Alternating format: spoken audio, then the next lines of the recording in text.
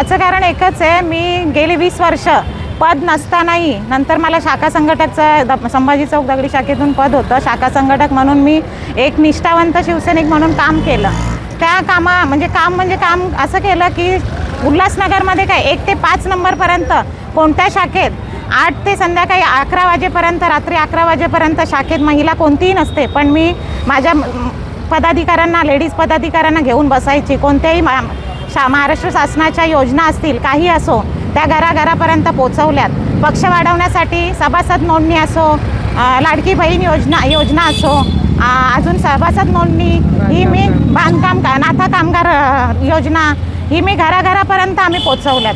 आणि त्याचं फळ शेवटी मला पदरात काय भेटलं.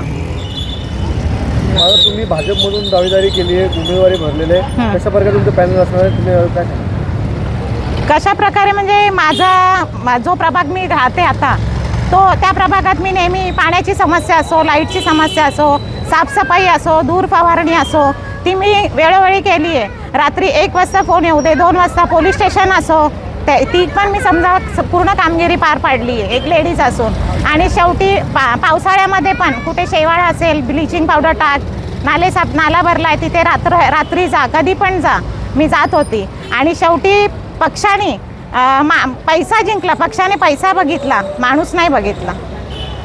तुमच्या पॅनलमध्ये कोण कोण आहे? आता माझ्या पॅनलमध्ये मधून संदीप डोंगरे, वंदना डोंगरे सगळे म्हणून आहेत, एक ॲडव्होकेट, ब मधून, क मधून लता पगार आहेत आणि ड मधून मी स्वतः आहे.